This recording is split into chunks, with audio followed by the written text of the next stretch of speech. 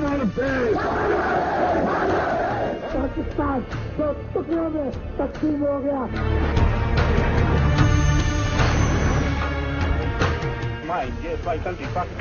मैंने इक़्तिदार की कुर्सी को पहले ठोक के ताशकंद के पार फेंक के रखा था।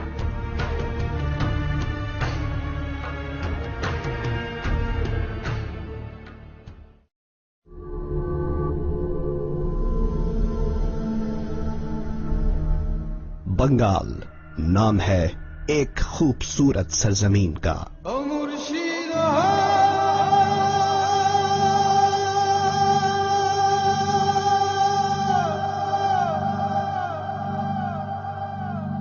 और यहाँ के वासियों की सियासी तारीख और किरदार अपनी सरजमीन की तरह दिलकश और काबिल जिक्र है।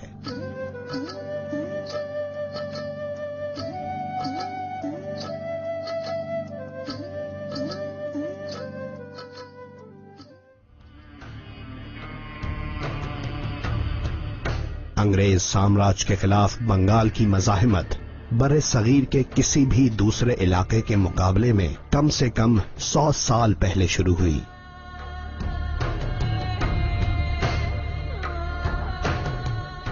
बंगाल के वासियों ने ही सबसे पहले ईस्ट इंडिया कंपनी की जालिमाना कार्रवाइयों और चालों का मुकाबला किया। दरअसल बंगालियों की शिकस्त के बाद ही ब्रिटिश ईस्ट इंडिया कंपनी के लिए बकिया हिंदुस्तान पर कब्जा करना मुमकिन हो सका। ये सन 1757 की बात है। बंगाल का बेखौफ हुक्मरान नवाब सिराजुद्दौला और ब्रिटिश ईस्ट इंडिया कंपनी के दरमियान आखिरी खूरेज मार्का होता है। सिराजुद्दौला गिरफ्तार कर लिया जाता है। अंग्रेजों को यह मालूम था कि ये मुकय्यद बंगाली हुक्मरान न बिक सकता है न बदल सकता है, इसलिए आखिरकार उसे कत्ल कर दिया गया। अंग्रेज बंगालियों की इस शिकस्त को पूरे हिंदुस्तान की यकीनी शिकस्त से ताबीर कर रहे थे, क्योंकि उन्होंने अब तक सिवाय बंगालियों के अपने खिलाफ कोई बड़ा मद्द मुकाबिल ना देखा था। शायद अंग्रेज की सोच गलत भी न थी। सिराजुद्दौला के बाद इस खित्ते में अगर किसी ने अंग्रेजों को बार बार खौफजदा किया तो वो सिर्फ हैदर अली और उनके फर्जंद टीपू सुल्तान थे। उनका ताल्लुक जुनूब वस्ती हिंदुस्तान की रियासत मैसूर से था। हिंदुस्तान में अंग्रेजों की गिरफ्त फैसला कुन हद तक मजबूत हो गई और यूं 2 सदियों पहले तिजारत की गर्ज से आने वाली ईस्ट इंडिया कंपनी ने बाकी हिंदुस्तान पर कब्जा करने में सिर्फ 50 साल लगाए। राज के खिलाफ अगरचे पूरे हिंदुस्तान में तहरीक मौजूद थी, लेकिन बंगाल के रहने वालों ने ताकतवर साम्राज्य के खिलाफ सबसे पहले तलवार उठाई। अंग्रेजों के खिलाफ इस मज़ाहिमत में शऊर, अहलियत और वफादारी के अनगिनत मुजाहिरे देखे गए।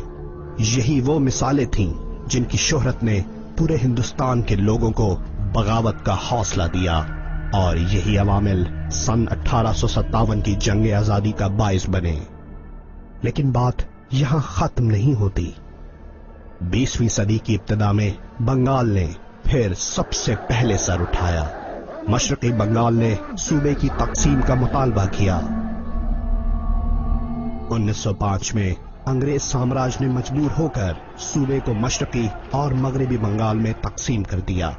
1905 का तकसीम बंगाल एक बड़ा अहम वाकया है, क्योंकि जहां उसने एक तरफ मगरबी बंगाल में बंगाली कौम परस्ती को उभारा, वहां दूसरी तरफ मशरकी बंगाल के अंदर मुस्लिम शनाख्त को इसने पैदा किया। अगर आप पाकिस्तान की बुनियाद को ढूंढें तारीख में, तो उसकी बुनियाद के जो ट्रेसेस हैं वो 1905 में आपको नजर आते हैं।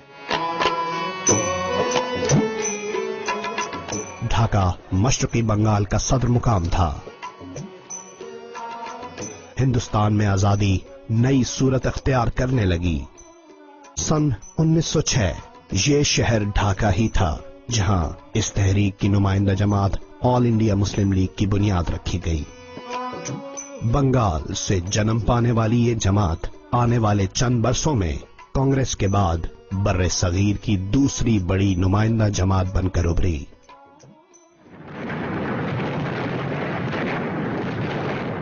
دوسری جنگ عظیم جاری ہے. یوں لگتا ہے جیسے کہ برطانیہ کو شکست ہو جائے گی. کانگریس کے رہنما سبھاش چندر بوس جرمنی کی حمایت میں کمر بستہ ہیں.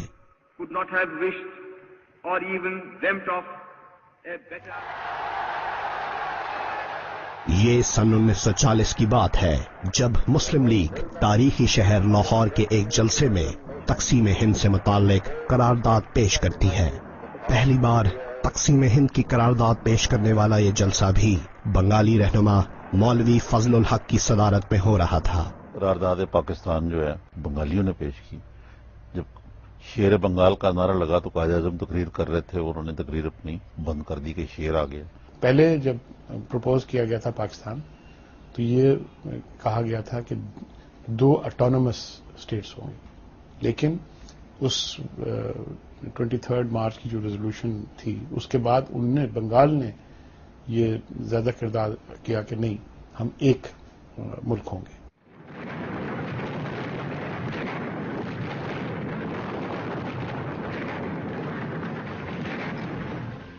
جنگ عظیم برطانیہ اور اتحادیوں کی فتح پر ختم ہوتی ہے، لیکن برطانیہ اس قدر کمزور ہو چکا تھا کہ اس کے لیے اپنی نو آبادیات بالخصوص بر صغیر کو قابو میں رکھنا ممکن نہ رہا.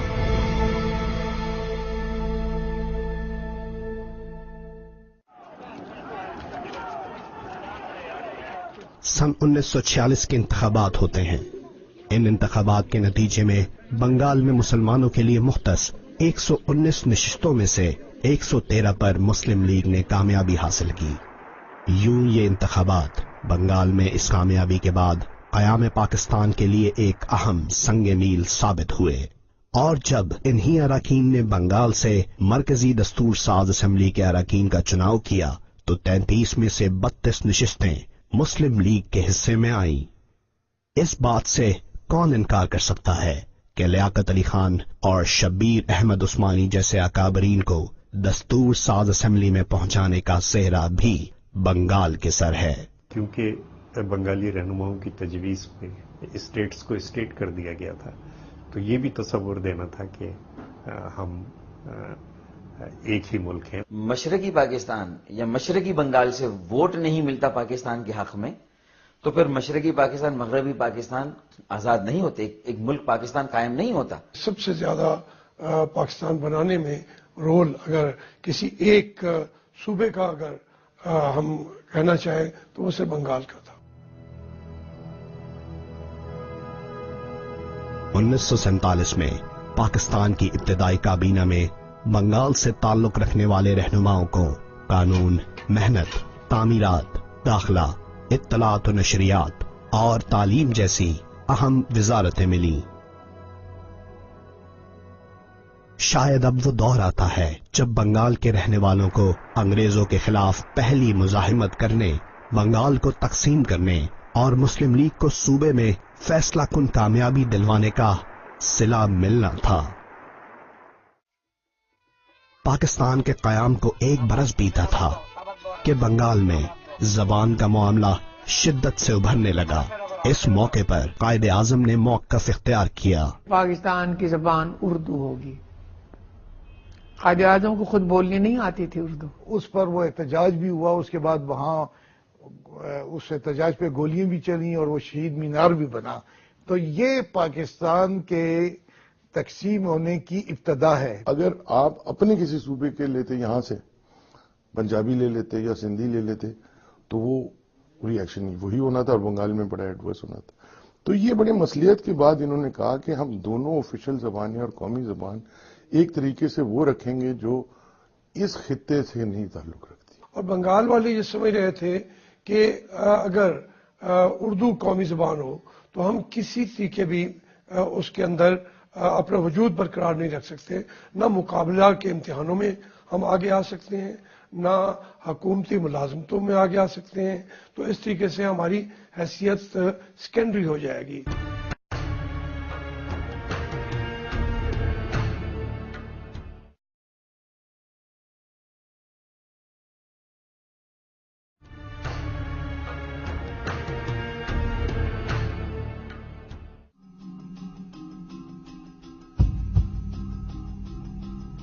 قائد اعظم کی رحلت کے بعد اقتدار کا مرکز لیاقت علی خان اور ان کے رفقا تھے۔ کہا جاتا ہے کہ اس دور میں اختلاف رائے اور عدم برداشت کی سیاست فروغ پائی۔ کچھ سیاسی ناقدین کا خیال ہے کہ اس دور میں مغربی اور مشرقی پاکستان سے تعلق رکھنے والے رہنماؤں کے درمیان اختلافات شدت اختیار کرتے جا رہے تھے۔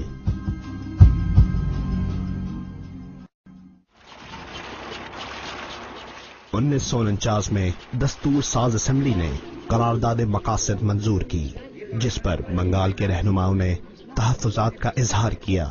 تو ان کا ایک رویہ زیادہ جمہوری تھا، اس کو ہم سیکولر بھی کہہ سکتے ہیں۔ قرارداد مقاصد سے کوئی انسانی حقوق کے لیے اس میں کوئی ایسا زیادہ وہ نہیں تھا، تحفظ کے لیے کوششیں۔ لیاقت علی خان اور مغربی پاکستان کی بیوروکریسی وہ ان پر حکمرانی کرنا چاہتی ہے، ان کو اپنے برابر کا ان کو رکھنے کو تیار نہیں ہے، اس لیے وہاں پہ مطالبات شروع ہو گئے۔ بنگال میں پٹسن کی تجارت کا دار و مدار بھارتی منڈی پہ تھا، لیکن عالمی معیشت میں اتار چڑھاؤ کے باعث قیام پاکستان سے کچھ عرصے قبل ہی مشرقی بنگال کی اقتصادی صورتحال عدم توازن کا شکار رہی۔ 1947 سے 1954 کے دوران بنگال میں پیداوار کی شرح 21%، جبکہ مغربی پاکستان میں 34% تھی۔ صورتحال کی سنگینی کے باوجود 1947 سے 1961 کے دوران مرکز کی جانب سے بنگال کے ترقیاتی اخراجات کے لیے 172 کروڑ روپے، جبکہ مغربی پاکستان کے لیے 430 کروڑ روپے مختص کیے گئے۔ ان کے وسائل سے ان کو یہ فیلنگ ہوتی تھی کہ ہم جو فورن ایکسچینج ارن کرتے ہیں وہ ہم کو نہیں ملتا، یہ سارا مغربی پاکستان میں چلا جاتا ہے، اور ادھر یہ بیسکلی یہ حکمرانوں کی چیزوں پہ لگ جاتا ہے، فوج پہ لگ جاتا ہے، بیوروکریسی پہ لگ جاتا ہے، پولیٹیشنز کھا جاتے ہیں، اور اگر ترقی بھی یہ کر رہے ہیں تو یہ بڑے صوبوں کی سندھ اور پنجاب کی کر رہے ہیں۔ اس زمانے میں national finance commission west Pakistan کو 2/3 دیتا تھا اور ایسٹ پاکستان کو 1/3 دیتا تھا، تو کیا یہ ظلم نہیں تھا؟ یہ کیا رہنے کے ڈنگ تھے؟ ترقیاتی منصوبے ان کے لیے کم ہوئے اور ہمارے لیے ویسٹ پاکستان کے لیے زیادہ ہوئے، تو کوئی ایک شخص تو نہیں ہے، یہ تو جتنی حکومتیں آئیں سب کے سب ذمہ دار ہے اس بات کے۔ انصاف نہیں کیا، وہ آبادی تھی، اکثریت تھی، اس ملک کو کم از کم نصف حصہ ان کو ہونا چاہیے تھا، یہ ان کو برابر نہیں سمجھتے تھے، ناانصافی ہوئی، بہت سی باتیں ہوئی، یہ ان میں سے ایک تھی۔ قادیانیوں کے خلاف فسادات ہوئے، لیکن تحقیقاتی کمیشن کی رپورٹ ابھی آنے بھی نہ پائی تھی کہ 1954 میں آدم جی جوٹ مل سلہٹ میں لسانی فسادات پھوٹ پڑے۔ خاموشی اور آہستگی کے ساتھ بنگالی اور غیر بنگالی کی خلیج بڑھتی جا رہی تھی، اور چند ہی برس پہلے بنگال میں فیصلہ کن اکثریت حاصل کرنے والی مسلم لیگ کو صوبائی انتخابات میں شکست فاش سے دوچار ہونا پڑا۔ دو باتیں نہیں دیکھنی مشرقی بنگال کے اندر، ایک تو مطلب یہ تھا کہ وہاں پر گورنر بھی جو بنائے گئے وہ بھی یہیں سے بھیجے گئے، وہاں پر بیوروکریٹ جو گئے وہ بھی مطلب کہ یہیں سے گئے، جتنے سرمایہ دار جو تھے وہ بھی مطلب کہ یہیں کے تھے۔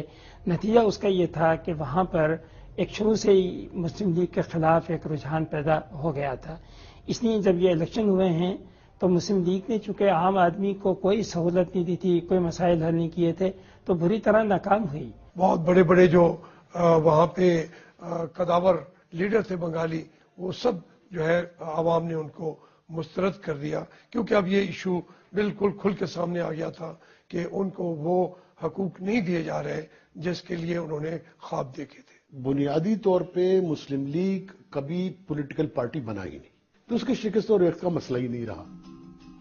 اس وقت اقتدار کا طاقتور تکون غلام محمد، اسکندر مرزا اور ایوب خان پر مشتمل تھا۔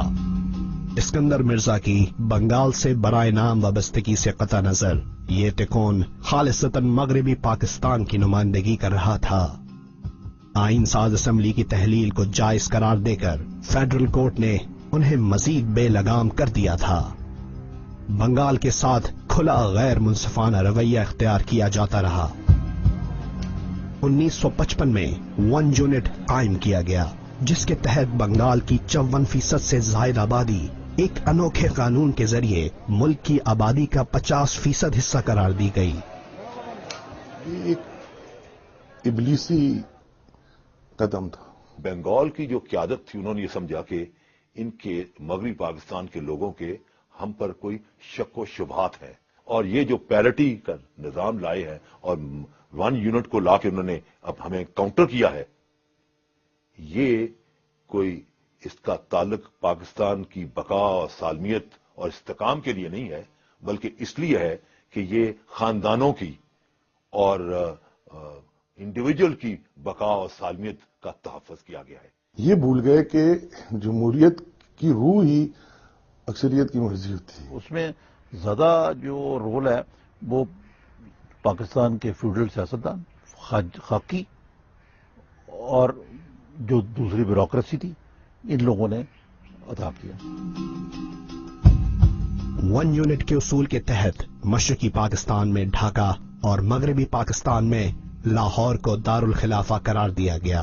اور انہوں نے میرے والد سے کہا تھا کہ یارا کم از کم میں نے ان کو ایک کیپٹل تو بنا دیا ہے جو وہ بعد میں ان کے کام آئے گا. یہ صرف ایوب خان نہیں تھے، یہاں کی پوری اسٹیبلشمنٹ اور ہماری فوج کے جرنیلوں کی یہ رائے تھی. اس وقت یہ سوچ تھی یہاں، صرف ایوب خان کی نہیں، بہت سے لوگوں کی یہ سوچ تھی. یہ اس کی عکاسی کر رہے تھے ایوب خان. وہ پہلے سربراہ تھے جنہوں نے کچھ کوشش کی کہ بنگالیوں کو مین سٹریم میں لایا جائے، بڑھتا ہوا فاصلہ دونوں کے درمیان وہ کم کیا جائے. لیکن جہاں پر وہ انہوں نے غلطیاں کی ہیں وہ انہوں نے بنگالیوں کو پر اعتماد نہیں کیا. ایک تصور ڈیولپ کیا گیا کہ بنگالی کیا ہے، بنگالی قد کا چھوٹا ہوتا ہے، شکل کا کالا ہوتا ہے، وہ کسی قابل نہیں ہوتا، اسے لڑائی کے قابل نہیں ہوتا. جب وقت آیا تو انہوں نے مار مار کے برگز نکال دیا تھا، وہ الگ بات ہے. یار بنگالیوں کو کوئی بھی اچھا نہیں سمجھتا تھا، سچ بات ہے. 1956 سے 1958 کے دوران اقتدار میں آنے اور جانے کی آنکھ مچولی جاری رہی. اس دوران صرف ایک بنگالی رہنما حسین شہید سہروردی کو اقتدار میں حصے دار بنایا گیا. بیوروکریسی اور فوج دن بدن طاقتور ہوتے رہے اور ان اداروں میں بنگال سے تعلق رکھنے والوں کی تعداد نہ ہونے کے برابر تھی. پاکستانی ملٹری ایلیٹ عہدہ لیفٹیننٹ جنرل، مشرقی پاکستان 0، مغربی پاکستان 3. عہدہ میجر جنرل، مشرقی پاکستان 0، مغربی پاکستان 20. عہدہ بریگیڈیئر، مشرقی پاکستان 1، مغربی پاکستان 34. عہدہ کرنل، مشرقی پاکستان 1، مغربی پاکستان 49. عہدہ میجر، مشرقی پاکستان 10، مغربی پاکستان 590. عہدہ مجموعی نیول آفیسرز، مشرقی پاکستان 7، مغربی Pakistan 593.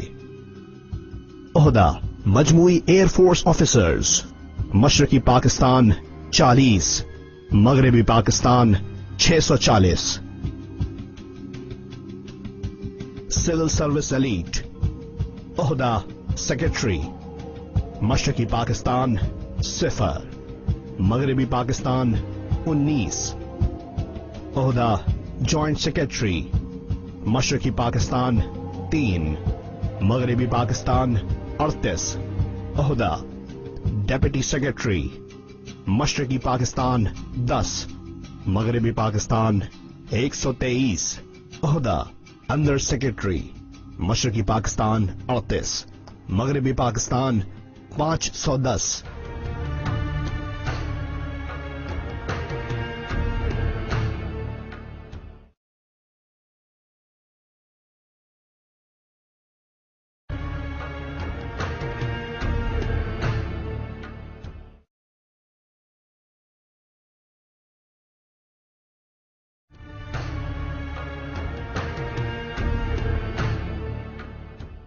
Lack of sound political parties and insufficiency of democratic political experience.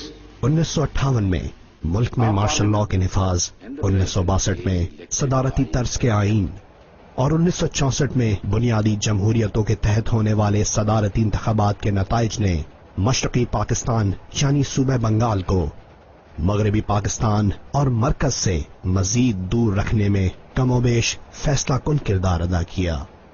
इन सदारती इंतखाबात में मोहतरमा फातिमा जिन्नाह ने अयूब खान के मद्दे मुकाबिल लड़ने का फैसला किया और शेख मुजीबुर रहमान बंगाल में मोहतरमा फातिमा जिन्नाह के लिए चलाई जाने वाली इंतखाबी मुहिम के करता धरता थे।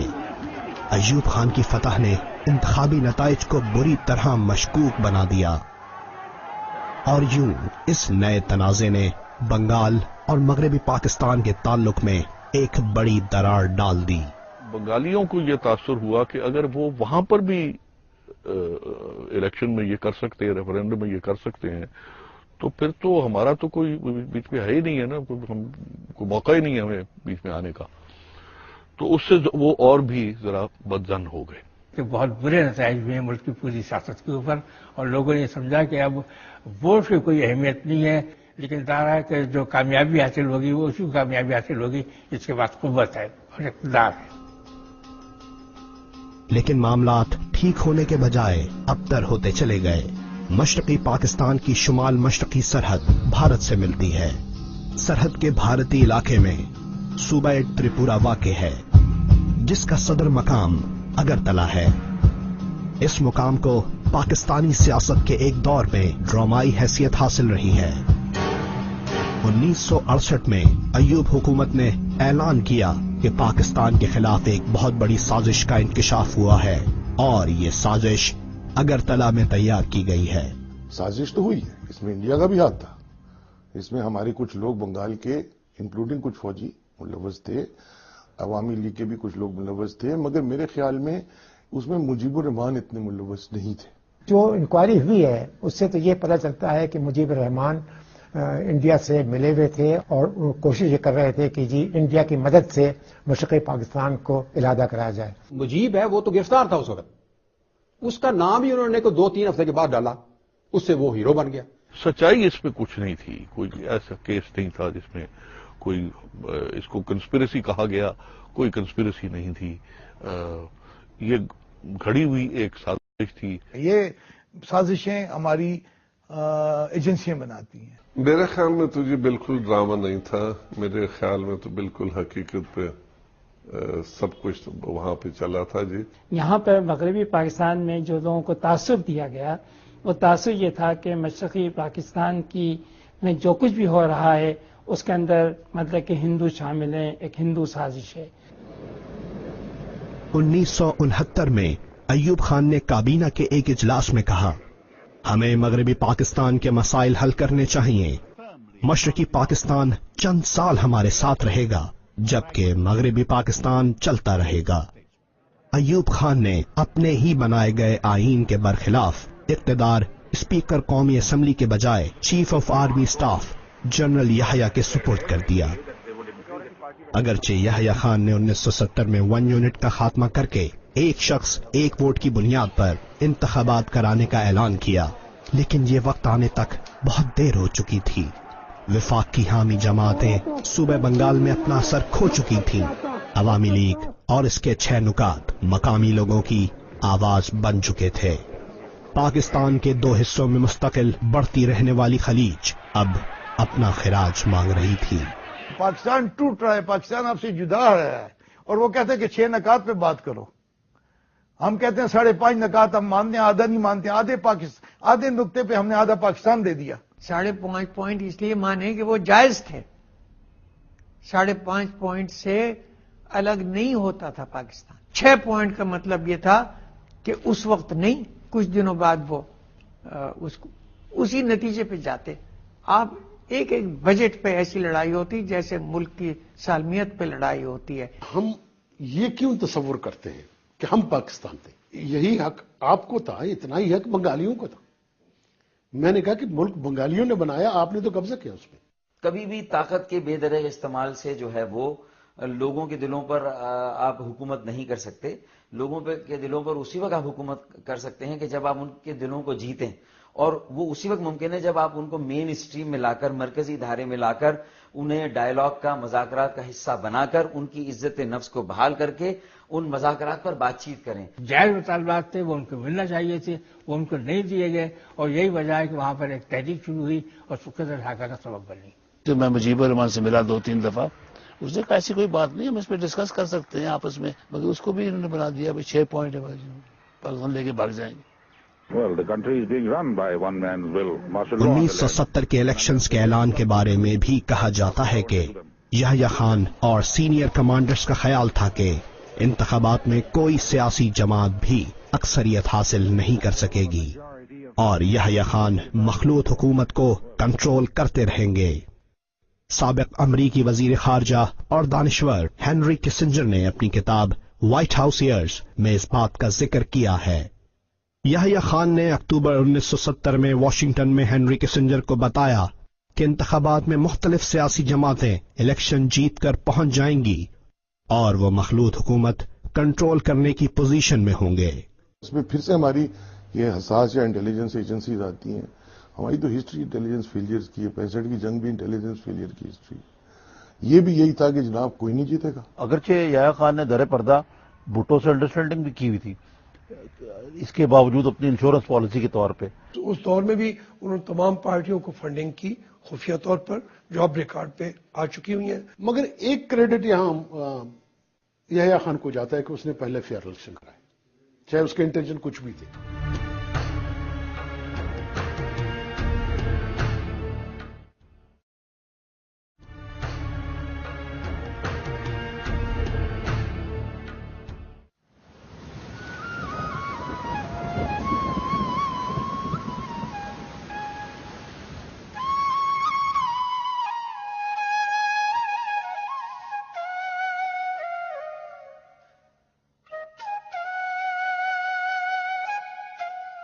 مشرقی پاکستان میں شدید سیلاب آ گیا اور الیکشنز چند ماہ کے لیے ملتوی کر دیے گئے.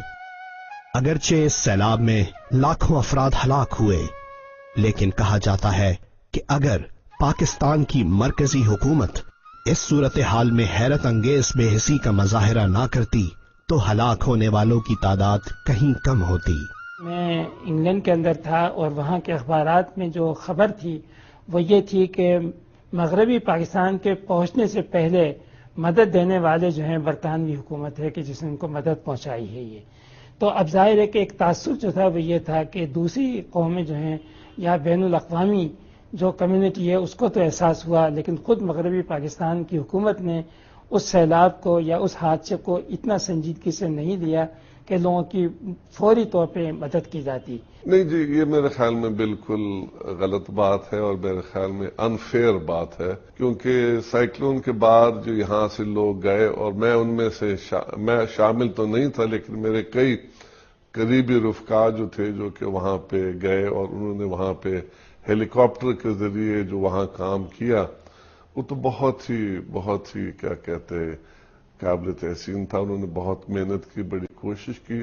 کوئی یہاں سے لیڈر گیا ہی نہیں وہاں دیکھنے کو، نہ کوئی ان کو مالی امداد دی، نہ کوئی ان کے لیے کیا.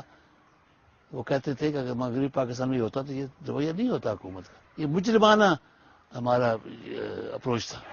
الیکشنز منعقد ہوئے. الیکشنز کے نتائج مبصرین کی توقع کے برخلاف تھے. مشرقی پاکستان میں عوامی لیگ اور مغربی پاکستان میں پیپلز پارٹی کو نمایاں کامیابیاں حاصل ہوئیں. عوامی لیگ کو اتنی نشستیں حاصل ہوئیں کہ وہ تنہا حکومت بنا سکتی تھی. Legally, I am the authority because people have voted to me. I can tell you one thing. Nobody should play with the fire. Nobody should try to suppress the 70 million people. When they are determined to achieve something, nobody can suppress them. Today, tomorrow, or day after tomorrow. They must win.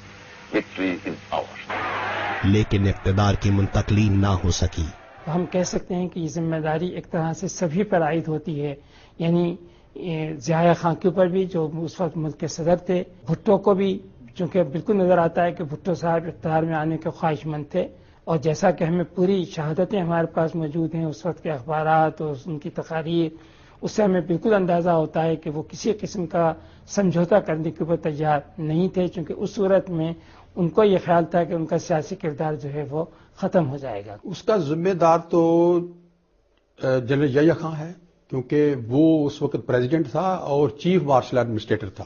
Bhutto صاحب اور Peoples party یہ اور ضیاء خان یہ بنگالیوں کو نہیں چاہتے تھے اور انہیں مار مار کے زبردستی پاکستان کو علیحدہ کیا. سیاسی جماعتوں کے درمیان اتفاق رائے نہ ہو سکا. مذاکرات کی کوشش کی گئی. ڈھاکہ میں اسمبلی کا اجلاس بلانے کا اعلان بھی کیا گیا. جب میں نے جانے لگا میں ڈھاکے تو میں نے بھٹو صاحب سے ملاقات کی. میں نے کہا جناب آپ کیوں نہیں جا رہے ڈھاکے؟ ڈائیلاگ اوپن کرنے کا تو نیشنل اسمبلی آف پاکستان ہے. تو بھٹو صاحب نے کہا کہ you are teaching me politics nothing but پار پار پار. میں کہا thank you very much city. اور یوں حکمرانوں نے فوجی آپریشن کے ذریعے مسائل کو حل کرنے کا منصوبہ تیار کیا. جنرل اے کے نیازی کی سربراہی میں ملٹری آپریشن شروع ہوتا ہے. مسلم لیگ نواز کے رہنما جاوید ہاشمی اس آپریشن کے چشمدید گواہ ہیں. تاریخ سے ہٹ کے جو ہم نے خود دیکھا تو وہ کاش ہماری آنکھیں نہ دیکھتی. جنرل نیازی صاحب تھے, ان سے بھی ہماری ملاقات ہوئی اور وہ وہاں پہ وہی نیازی کی سربراہی میں ملٹری آپریشن شروع ہوتا ہے. مسلم لیگ نواز کے رہنما جاوید ہاشمی اس آپریشن کے چشمدید گواہ ہیں. تاریخ سے ہٹ کے جو ہم نے خود دیکھا تو وہ کاش ہماری آنکھیں نہ دیکھتی. جنرل نیازی صاحب تھے, ان سے بھی ہماری ملاقات ہوئی اور وہ وہاں پہ وہی بڑکے لگا رہے تھے. تو وہاں پہ لوگوں بنگالیوں کی لاشیں پڑی تھیں, کتے کھا رہے تھے. ان کی آنتیں گدھوں کو میں نے اپنی آنکھوں سے دیکھا, ان کے پیٹوں سے آنتیں کھینچ کے کھاتے ہوئے گل سڑ رہی تھی لاشیں. جو اس طرح کے واقعات ہو رہے تھے تو اس کے اندر جو ہے وہ آج بھی شرم سے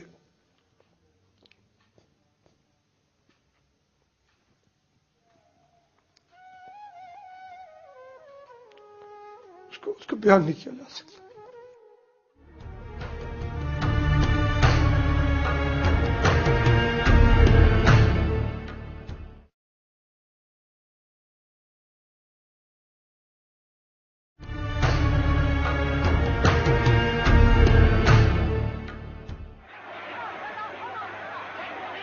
مشرقی پاکستان سے انگنت لوگ انڈیا کے سرحدی علاقوں میں ہجرت کر گئے.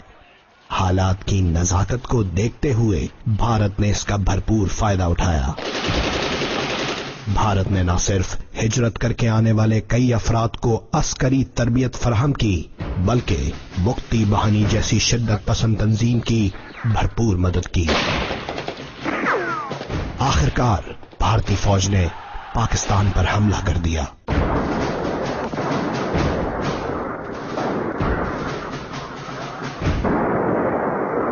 جنگ بہت جلد شدت اختیار کر گئی اور زیادہ تگدو کے بغیر بھارتی فوج نے مکمل غلبہ حاصل کر لیا. کمانڈر ان چیف تو ضیاء خان تھا, اس کا نمبر 2 ادھر جنرل حمید تھا. یہ جو وہاں ملٹری آپریشن ہوا ہے اس کا جو اسٹریٹجک پلان بنایا گیا ہے وہ صاحبزادہ یعقوب نے بنایا تھا, جو بعد میں پتہ نہیں کتنی دفعہ آپ کے وزیر خارجہ رہے ہیں. اور جب ان کو کہا کہ اب اس پہ عمل درآمد کرو تو 4 دن کے بعد بکری ہو گئے. اصل میں جی وہاں پہ اگر آپ دیکھیں جیسے ہمارے وہ جو فوجی تھے وہ بہت تھوڑے تھے, وہاں پہ سب طرف سے گھرے ہوئے تھے انڈیا کی فورسز سے. اس وقت کی فوج کا فرض ہی تھا کہ اس کے جرنیل بھی جنگ لڑتے اور آخر لمحے تک لڑتے. ہمیں کہا جا رہا تھا کہ اب جب ہم فتح کر رہے ہیں اور آخری ہماری فتح ہوگی. اے کے نیازی تھا, وہ قابل نفرت آدمی تھا, سارے پاکستانی اس سے نفرت کرتے تھے. فوجی لحاظ سے آپ دیکھیں تو ایک ناممکن ٹاسک تھا. یورپ جتنا فاصلہ تھا ہم سے, آبادی آپ کے خلاف تھی, ہندوستان سے فائدہ اٹھانا چاہتا تھا اور ہم سمجھا ہم اسے فتح کر لیں گے. وہاں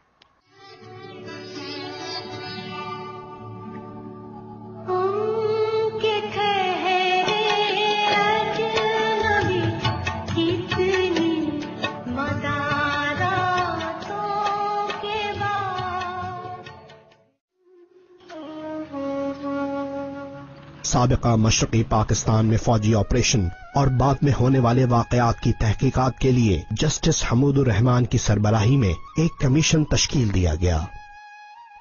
हजारहा बहस व मुबाहिसे के बावजूद तकरीबन 25 बरस से जायद अरसे तक किसी हुकूमत को ये रिपोर्ट शाया करने की हिम्मत ना हो सकी। हर फौजी और हर जमहूरी हुकूमत ने इस मामले में टाल मटोल से काम लिया। भारत में इसकी इशाअत के बाद इसे पाकिस्तान में शाया किया गया। 30-35 साल बाद हमूदुर रहमान कमीशन मंजर आम पर आई और फिर जाके माफी मांगी गई। तो मशरकी यानी बांग्लादेश के लोगों से सदर परवेज मुशर्रफ ने जाकर माफी मांगी। इसका मतलब यह है कि हम माफी इसलिए मांग रहे हैं कि हमने ज्यादती की थी। ये बात तय हो गई तारीख में। जब आप कमीशन बनाते हैं तो कमीशन की रिकमेंडेशन पे कुछ तो अमल करें ताकि आइंदा ये वाकयात न हो। उस कमीशन की रिपोर्ट पे कोई अमल नहीं हुआ। Yahya Khan died in his bed. जहां तक जनरल न्याजी का थर लगता वो लाहौर में सड़कों पर नजर आता फिरता था। तो यानी कि ये जो किरदार थे आधा मुल्क तोड़ने के, उनका कोई एहतसाब ही नहीं हुआ। पाकिस्तान में सियासतदानों का एहतसाब होता रहा, जर्नलों का कभी नहीं हुआ। मुझे जी हमूदुर रहमान साहब का खत आया, पेश हुआ उनके सामने, तो मुझे उन्होंने हमूदुर रहमान साहब ने कहा कि आपने हमें खत लिखा है कि आपको टर्म्स ऑफ रेफरेंस गलत है। क्या होने चाहिए टर्म्स ऑफ रेफरेंस आपके ख्याल में? मेरे का सवाल ये होना चाहिए कि क्या ये साजिश थी? मशरकी पाकिस्तान को हकूक क्यों नहीं दिए गए? वो सियासी अवामिल क्या थे जिसकी वजह से मशरकी पाकिस्तान ने ये पोजीशन ली और इसमें किसका कसूर था?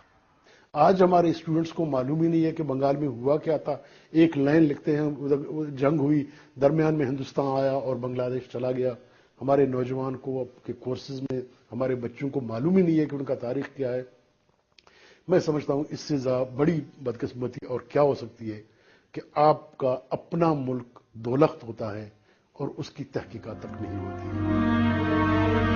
अब सोचना यह है कि मुल्क की मौजूदा माशी और सियासी सूरत हाल में पुराने रवैयों को दोहराना सूदमंद होगा या नहीं। कोई दानिश्वर या नक्काद ये बात वसूख के साथ बयान नहीं कर सकता कि क्या इस वक्त सूबों और मरकज के बीच वो ताल्लुक मौजूद है जो मुस्तकबिल में किसी मजबूत और मुत्तहिदा पाकिस्तान की जमानत दे सके।